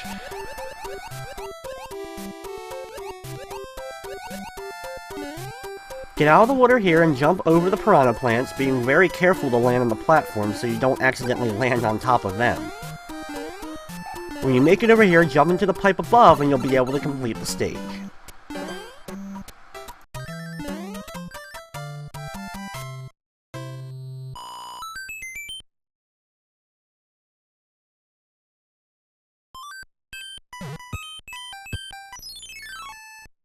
Level number 10 is the last regular stage for world number 6. So if you've been enjoying the ice, get your fill, as this is the last level that has the ice in the game. We can do a running slide here in order to get under the blocks instead of actually having to pick each one of the individual ones up and throwing them. Be very careful here and just jump across the top of the blocks and you should be able to bounce on top of the beetles before they throw their blocks at you.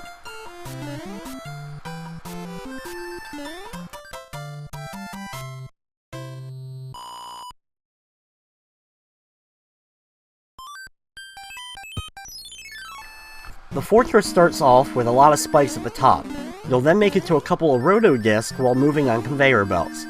There's a good amount of boos here, so be careful of the boos as well as the stretches, aka the ones that are the big long white platforms. If you're able to use your Hammer Brothers suit, you can actually hit the stretches and take out the ghost on them.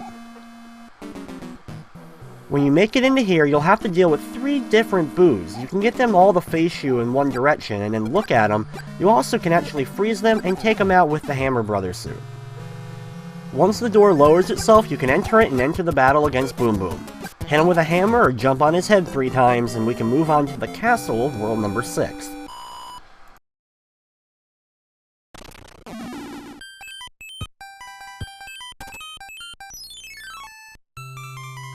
I love the world number 6 king because not only is he a seal, but he's also balancing on his nose just like he would a ball his crown.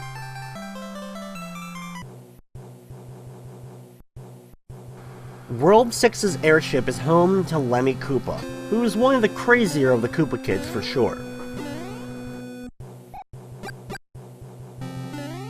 This warship has a lot of the screw platforms that you have to keep jumping on in order to keep them moving. If you stand on it too long, you'll fall right through and end up losing a life that way. The good thing about them though is, for the most part, you don't have to jump on them too long before another platform appears over to the right. Usually about 3 or 4 jumps on each one of them before they end up showing you another platform so you can make a big jump over to it. Be very careful down here because it ends up having a gap in the platform, and if you're too fast you may end up falling down before the screen ends up scrolling down to show you the hole.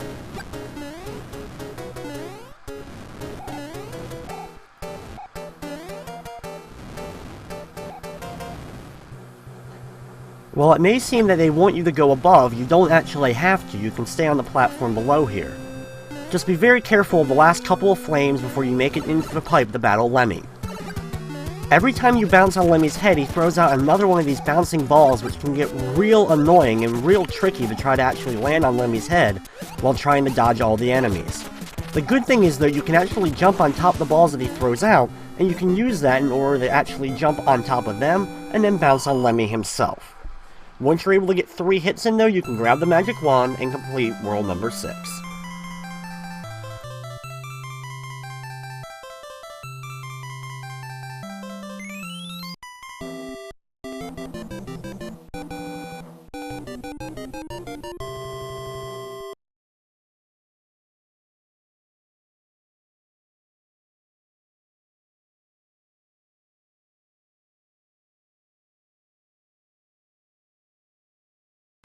World number 7 is the Pipe Land, or I usually like to call it the Piranha Plant Land. As you can see, there's a ton of piranha plants even on the main screen of the level. The whole gimmick to world number 7 is, like I said, piranha plants and pipes. So if you enjoy them, you'll love world number 7. World 7 being the second and the last world is also probably one of the toughest. While World 8 will probably take most people's opinion as easily the hardest level in the game, World number 7 is probably my least favorite to battle through.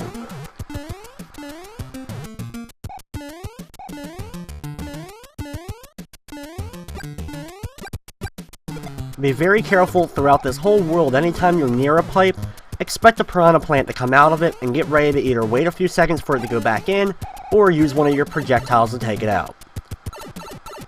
Up here, be very careful of the Koopas and take them out before you end up running over there. Also, if you decide to jump on one of them, be sure that you're ready that if it bounces off the left or right wall and comes back towards you, you're ready to jump again.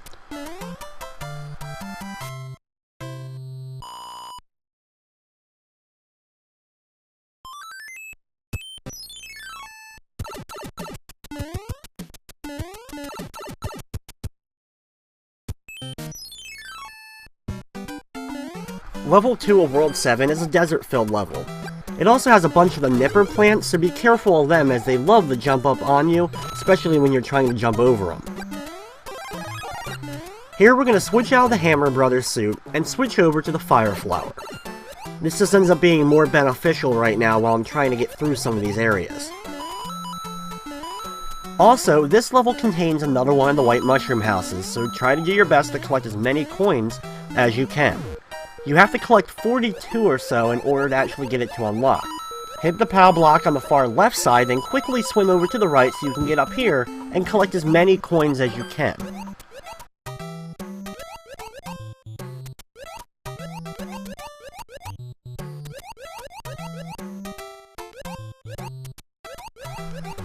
Going up this pipe is probably the best bet so that you can get above on the top area here. There's also a big gap that there's really no way unless you can actually fly to get over it in one jump.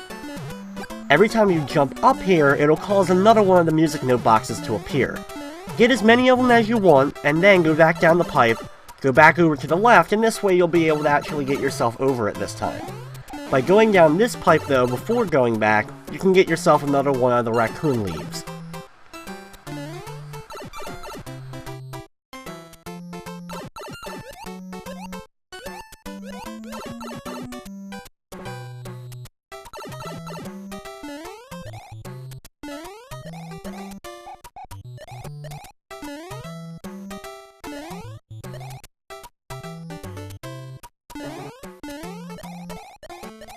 The rest of the level has a ton of pipes, and eventually you'll see a long pipe that actually goes underground. Go down that one, and that'll finally allow you to get to the end of this stage.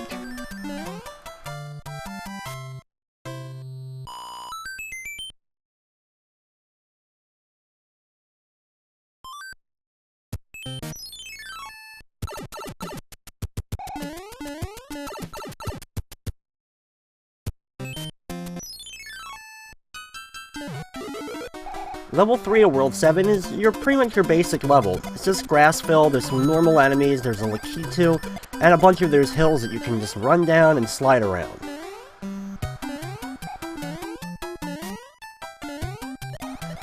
Of course, the level wouldn't be complete or proper without at least one piranha plant, but compared to the other levels, there's not many at all.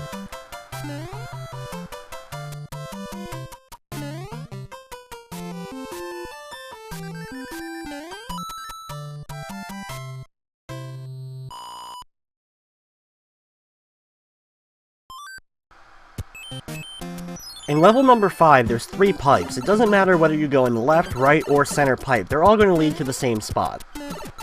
This level is a pipe maze, where you'll have to navigate different sets of pipes so that you can actually eventually make your way to the end. Most of them are straightforward, having one pipe and then only one other pipe in the room, so you know where you have to enter. But sometimes you'll have to make some jumps or get some platforms to appear like here, so you can actually reach some of the other pipes.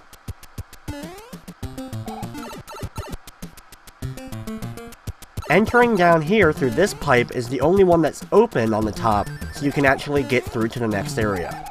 Destroy the block to the right, and then do a running slide to get underneath of it so you can get to the next area. Over here, take out the Koopa and break apart the blocks so that you can get over to the right and enter the pipe.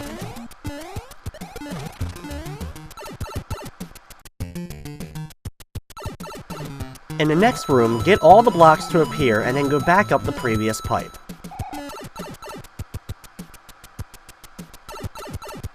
Once back, go through the blocks, and then you'll have to jump up a few times to get a few more of the coin blocks to appear. Then go to the left and jump up so you actually can make it over that gap area. Going down the pipe here now, since we actually were able to get the platform to appear, we'll be able to get across and make it into the next one. Thankfully though, this is the last pipe and it takes us outside and we can complete the stage.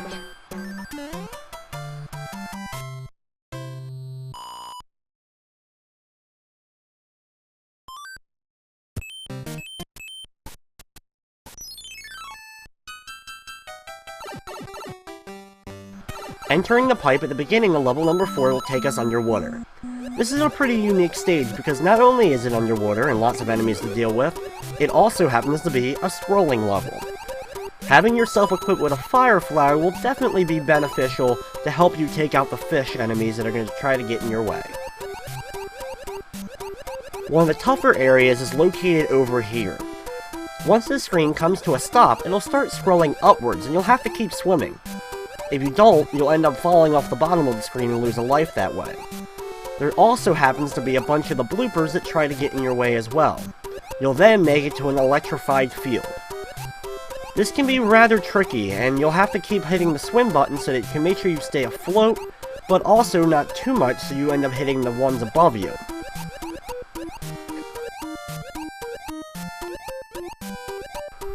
The blooper mothers are one of the harder enemies to deal with, because not only do they move rather quickly, they also have all the little bloopers they end up throwing around as well.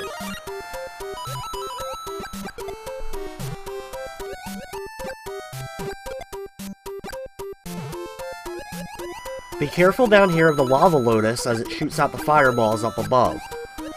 Then be careful of another one of the big Bertha enemies and take it out, before eventually you'll come to the pipe so you can complete the stage in just a little bit.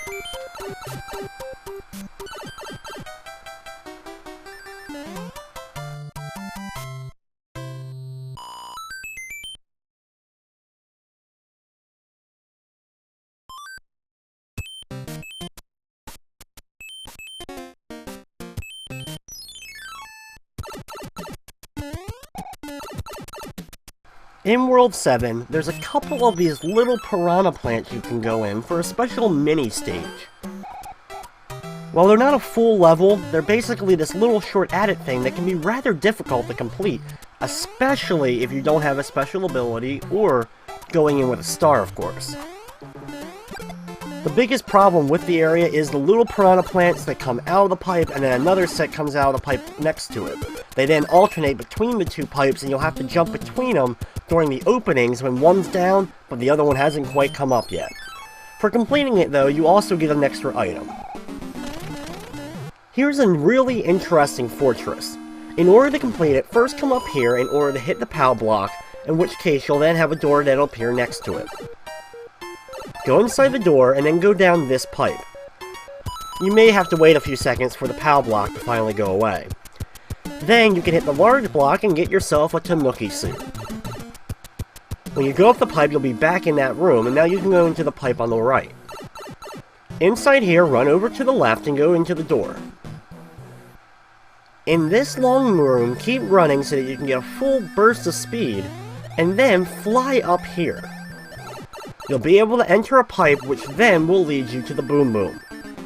If you don't end up going up into that pipe or find it eventually, you'll just keep going in a loop over and over again.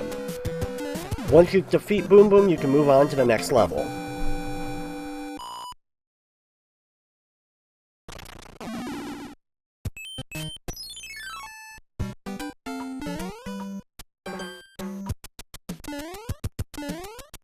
Once inside level 6, it's a wraparound level, the kind where you can go through the left side of the screen and come back out the right and vice versa. You can use this to your advantage in order to make some certain jumps and get past some platforms. It also has those weird light bulb platforms that every time you jump on it, it changes the direction that the block's going to go in. Be very careful when you get up here, because there are a few blocks for you to get to, but they have spikes on them, so you'll have to be very careful as you maneuver around.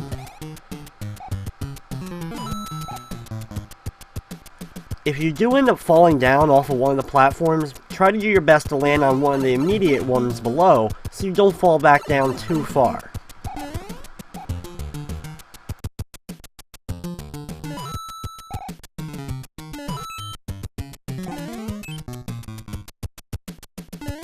Here you'll have to maneuver this platform around by keep jumping on it, so eventually you can get it up here and in between this area so you can end up avoiding all the spikes. Once up here, be sure to get ready to jump to one of the other platforms before the one you're standing on ends up disappearing and you end up falling.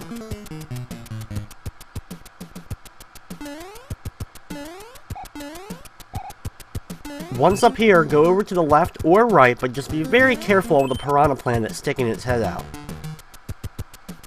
Once up here, hit right to go over the spike pit, but then right in the center is a pipe that you can go up and complete the stage.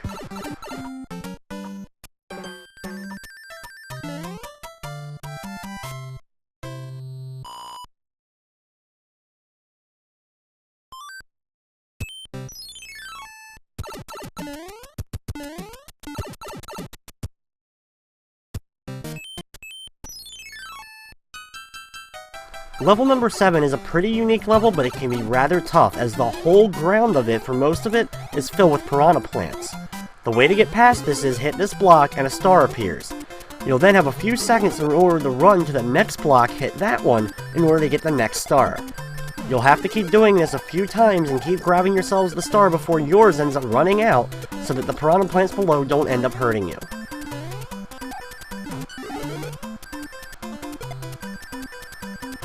Be sure also to get ready to slide underneath one of the pipes so you can get by and eventually make it to the pipe on the very far right and complete the level.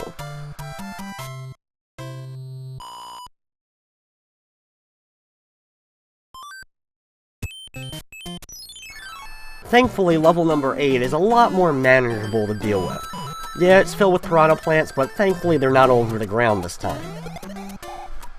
Be careful during this area that you're able to get through the piranha plants and not end up running into them in the pipes above.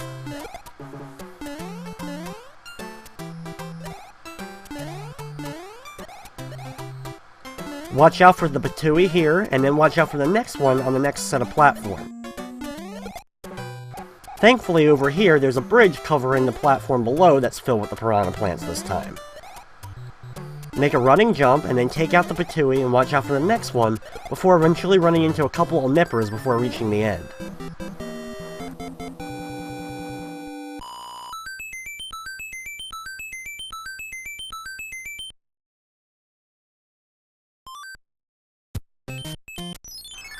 Level number 9 is another giant pipe maze. This one's a little bit different, and you'll have to work your way through and go through the right openings in the pipes in order to advance and make your way through it.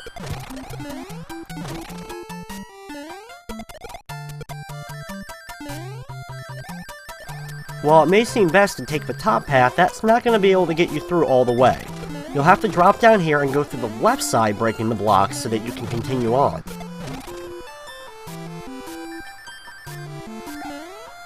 Watch out for the Koopa Trooper and jump up here, taking out some more blocks as you make your way.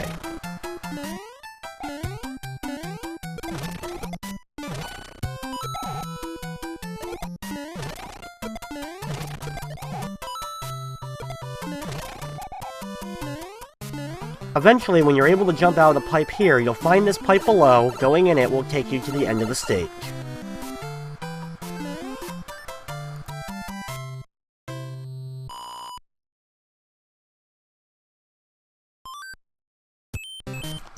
The next level is another fortress, and this one is not only with piranha plants, but lots of lava below. Be very careful and float your way over to each platform, waiting for the piranha plant to retract itself. Over here, watch out for the thwomp before running your way through over. You can then jump onto this set of pipes over the boo so you can avoid running into that one as well.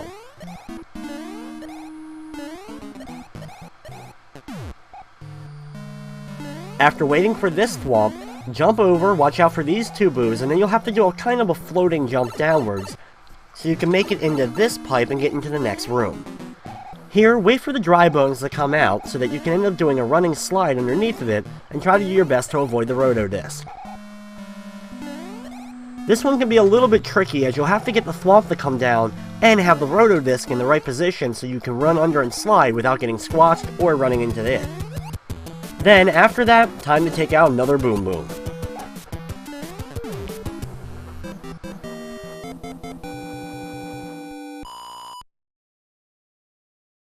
The last area before the airship is another one of those mini piranha plants. This one is just as annoying as the last one, and you'll have to do those quick little jumps amongst the different platforms as you have all the piranha plants coming out and then retracting themselves. Thankfully, it's a little bit easier to deal with, and this may be one you want to fly over the rest of it. I actually end up finding this one a little bit easier than the previous one. And kind of as a joke, they end up just giving you a normal mushroom for completing it. Once you're through that, you can enter the castle and we find out the king for this world has been transformed into a golden piranha plant.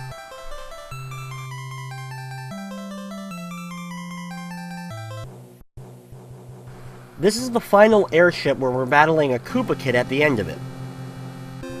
So they're going to be throwing everything they pretty much can at you during this, and it starts off with a few other screw platforms you have to jump on. Be very careful while jumping on this one, as you also have to deal with flames.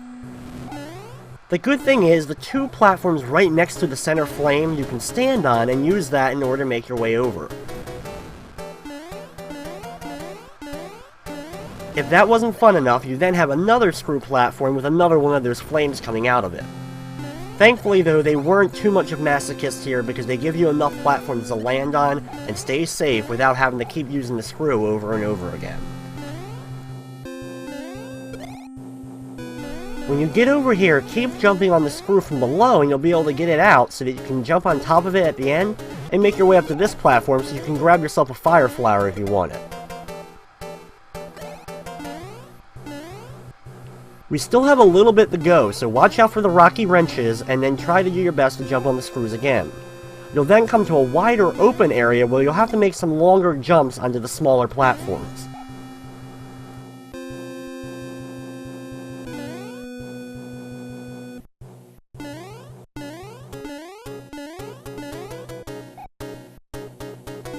This can definitely be tricky, and you'll have to have your skills up a little bit on the screws just to jump on them long enough so you can make it over the large gap to the next platform.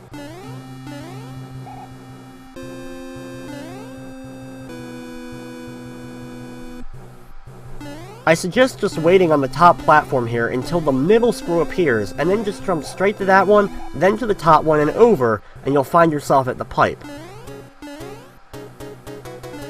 Now it's time to battle Ludwig von Koopa.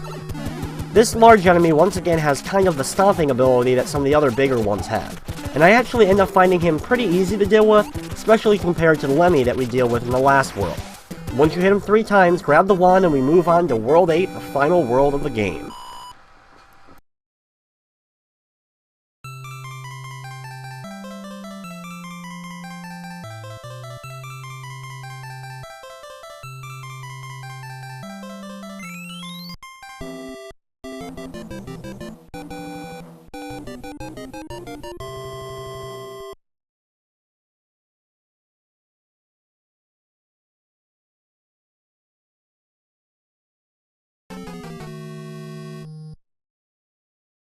Instead of getting our normal letter from the princess, we instead find out that King Koopa, or Bowser, has kidnapped her once again, and now we have to go to World 8 in order to save her. World number 8 does have a few normal levels that we'll see later on. However, most of it is made up of these giant warships that you have to battle on. These warships are very reminiscent of all the different airships that we've been on, except sometimes they're on tanks, sometimes they're floating in the air, and even some of them are on the water.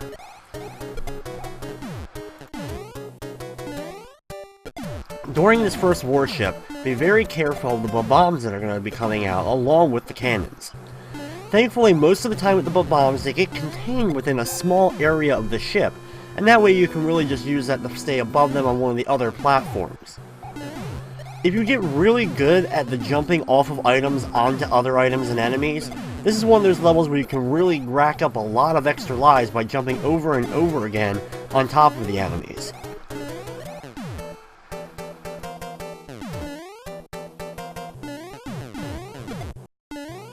Located at the top of most of these ships is also going to be one of the red rocky wrench enemies. Thankfully though, when you take out one of them, they're gone for good. It's not like the other colored ones where they actually kept coming back over and over.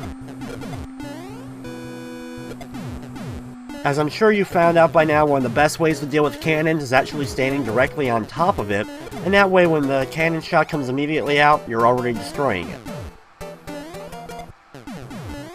Anytime you're face to face with one of the really big cannons, be sure that you're either ready to jump or, even better yet, just duck underneath of it so you can avoid the shot.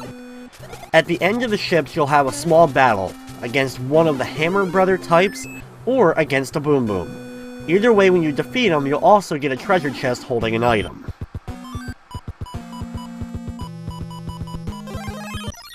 The second warship is on top of ones on water. Thing about this is, though, if you jump into the water itself, you can actually keep hitting the swim button and stay afloat, and by doing so you can actually bypass the entire level. However, just to make this a little bit more interesting, I won't be doing that. Be careful of the large giant cannon here, so stay on top of it for a long time before eventually making a long jump so you can make it onto the other ship instead of having to float around in the water. Though, like I said before, if you want to go down the water, you can actually float underneath the ships and just keep swimming underneath of them until we get to the end of the stage. Be careful of the rocky wrench enemies, especially considering when the ship goes up and down, it can actually cause the trajectory of the rocky wrench throw to actually start going upwards. In case you're trying to actually do a dodge jump, sometimes you may accidentally jump up into one of them.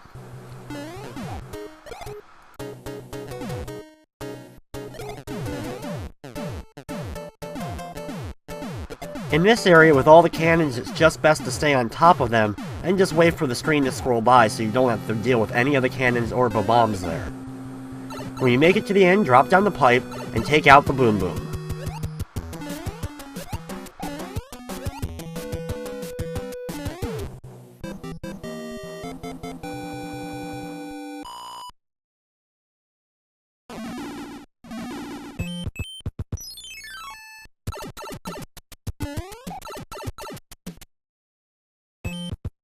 The next set of 3 levels are optional.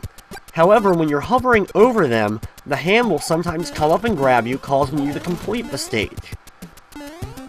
Each of these levels are really short stages, and the first one contains all the different variants of Hammer Brother types. At the end of each of them, you go into a pipe and get yourself an extra item.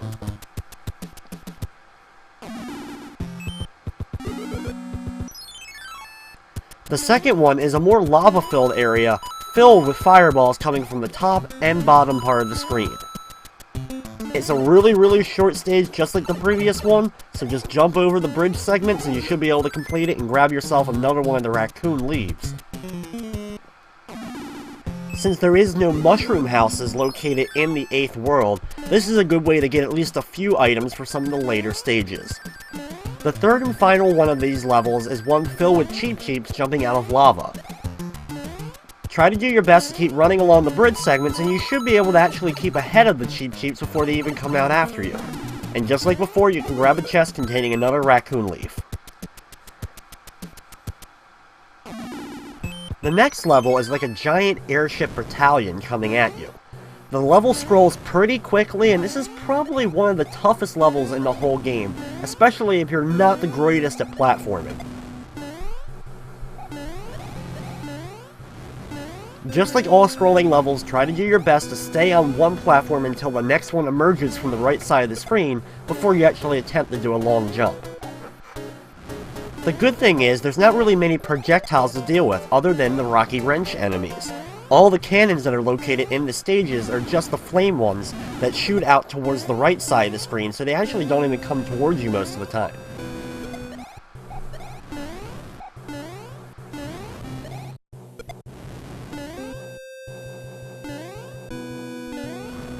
When you're able to make it to the last airship, go down and battle another boom boom.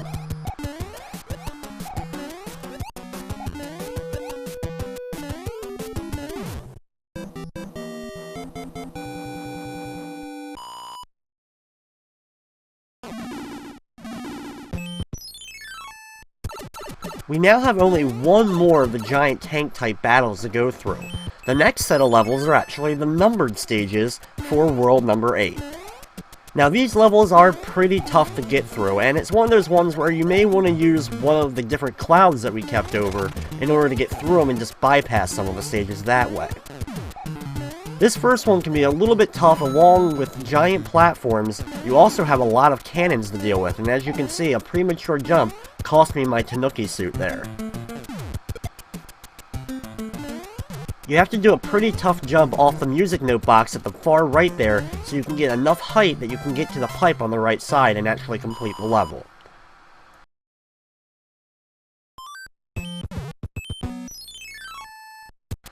The next level is a weird white-filled sand-type desert, and is actually the only other level in the game from the one in World 2 where you actually see the angry sun enemy again. This level actually also has 2 different areas to it. You have the top part, which can be really tough as you can see, with the long steep hills, fire piranha plants, as well as some pretty tricky jumping off of the different music note boxes. The other part of it though, at the beginning, you can actually go down in the sand and go to an underground area of the stage, which is a little bit easier to get through.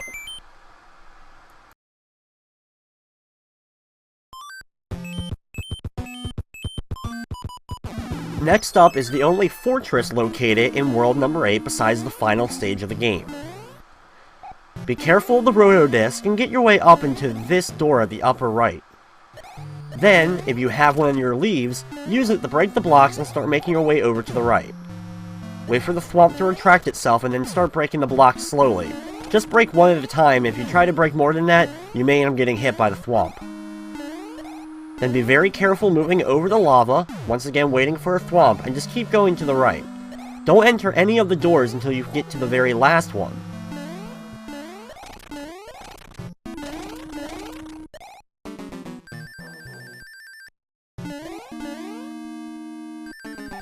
In this area, it can be a little bit tricky to find the actual exit to this stage. Watch out for the thwomp here, and if you go in this door, you'll see that this is actually a dead end.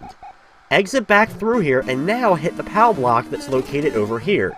Hitting it will show 2 doors. Don't go in the first one, go into the second one, then wait for the POW block to dissipate so that you can ride the conveyor belt into Boom Boom's lair.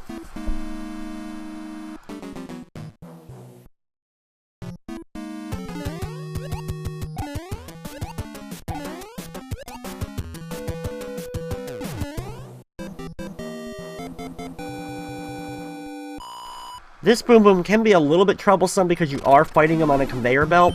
However, since we've fought about 100 of them up to this point, you shouldn't have too much trouble getting past him.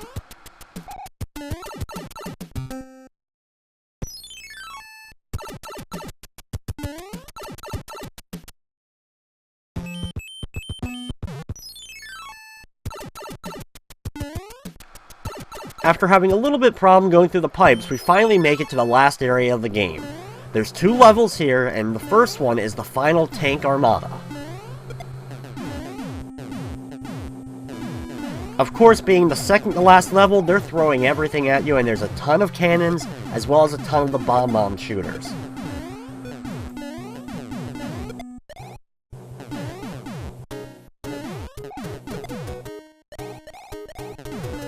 It's best to try to take out the Rocky Wrench enemies using either your tail or one of the fire flowers. There's a lot of them, and if you're quick enough, you may be able to defeat them before they're able to throw out any of the wrenches.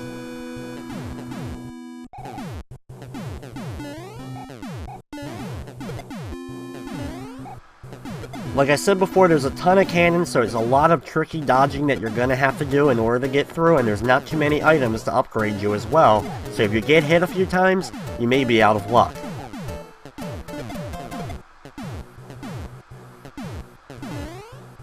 And finally, in the very back of the area, there's a pipe we can go down, fight one last Boom Boom before we enter the final castle of the game, Bowser's Castle.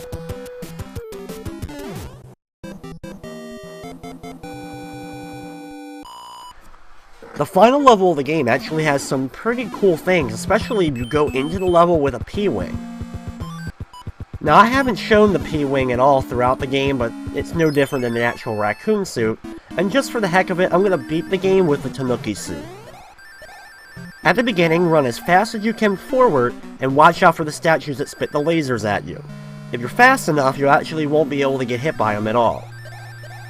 Usually, I like to fly up to this section of the area, and then slowly work my way down, trying to watch out for the roto disc.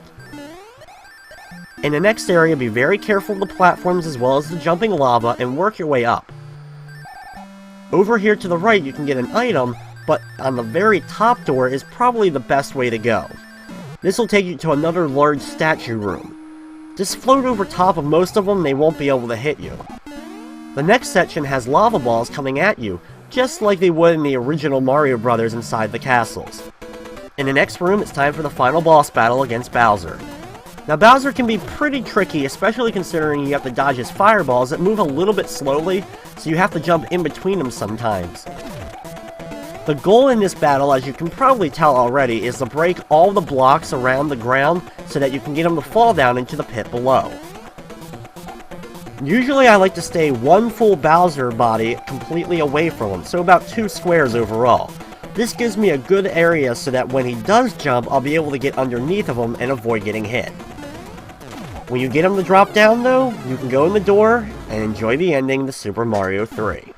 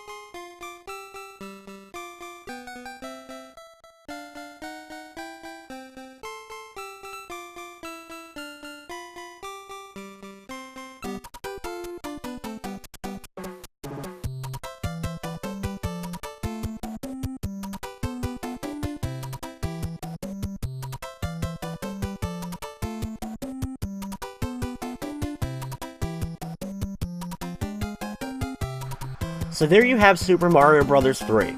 Instead of doing a credit screen, they actually do a world roll call, showing you all the different levels and what their actual names are called. Super Mario Bros. 3 is easily one of the greatest video games that was ever created, as well as one of the top-selling games of all time. There weren't too many gamers back in the 80s and early 90s that didn't get a chance to play Super Mario 3 at one point or another.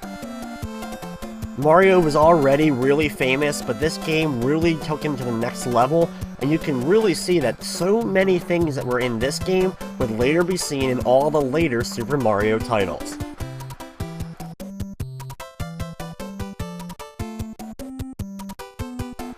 And after seeing the last world, we get to see the curtain come down and the end screen.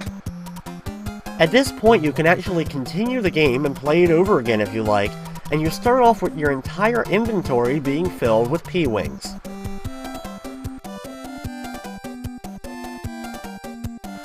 And that's going to wrap up this edition of Play It Through. I'd like to thank you for watching, and of course, I hope you enjoyed.